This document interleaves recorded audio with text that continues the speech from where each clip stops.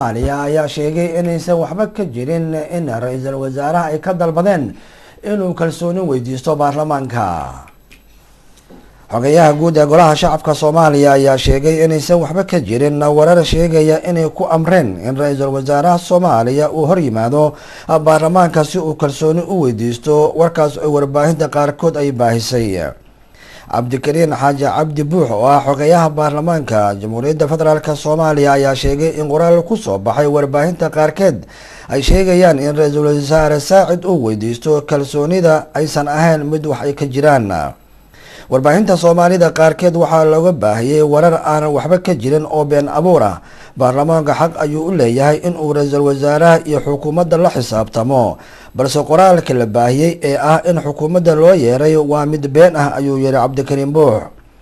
sidoo kale xogeeyaha ayaa tilmaamay in warbaahintu ay sheegeen in laga keenay ra'iisul wasaaraha mooshin loogu yeerayo si uu baarlamaanka u weydiisto kalsoonida, laakiinse waxa uu si cad u sheegayaa buu yiri inuusan warkaasi ahayn mid jira oo been abuur uu yahay.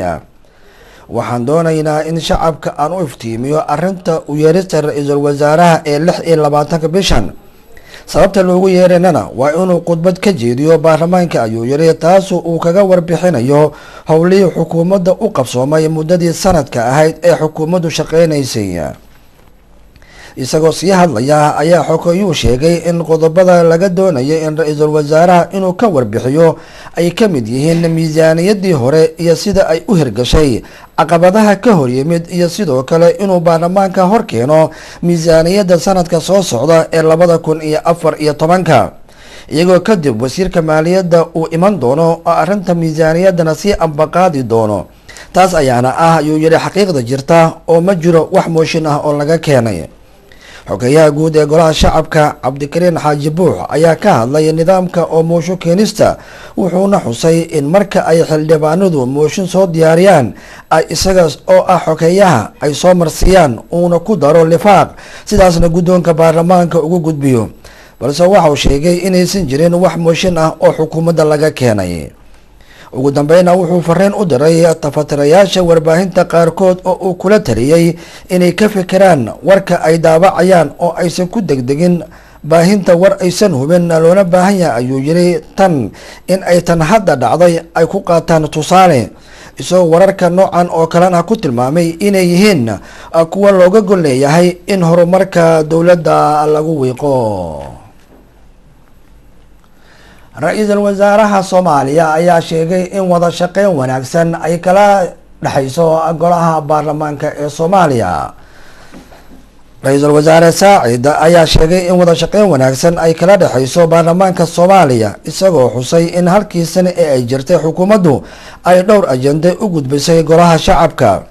mudane Saacid ayaa sheegay inaysan kala kulmin baarlamaanka muddadii uu xafiiska joogay wax caqabad ah, isagoo intaasi raaciyay in 25 hindise iyo 5 heshiis ay u gudbiyeen baarlamaanka. waxaan halkan ka qirayaa in baarlamaanka iyo xukuumaddu ay u dhaxayso wada shaqeyn wanaagsan. waxaana halkii sano ee aynu ka soo gudubnay 5 aan u gudbinay, ayuu yiri, 25 hindise sharciyeed iyo 5 heshiis, dhammaantoodna waxay u meelmariyeen si ay u kala jirto kalsooni buuxda iyo shaqo wanaagsan. sidoo kale ra'iisul wasaaruhu waxa uu sheegay in xukuumaddu ay ku kalsoon tahay wada shaqeynta kala dhaxaysa baarlamaanka, isagoo sheegay inay u gudbin doonaan sanadka soo socda mooshinno iyo heshiisyo kale oo intaa ka badan. baarlamaanku wuxuu muujiyey shaqo wanaagsan iyo hufnaan, waxaana inagu diyaar u nahay inaan ula shaqeyno si wanaagsan, ayuu yiri. tanina waxay caddeyn buuxda u tahay in xukuumaddu ay diyaar u tahay in lala xisaabtamo.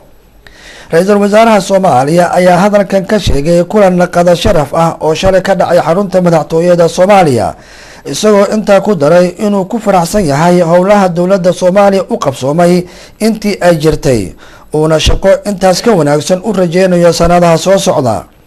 dhanka kalena ra'iisul wasaaraha Soomaaliya ayaa waxaa lagu wadaa in 26 bishan Oktoobar hortago baarlamaanka Soomaaliya si uu khudbad uu ku sharaxayo waxqabadka xukuumaddiisa uu uga jeediyo ee sanadkii la soo dhaafay.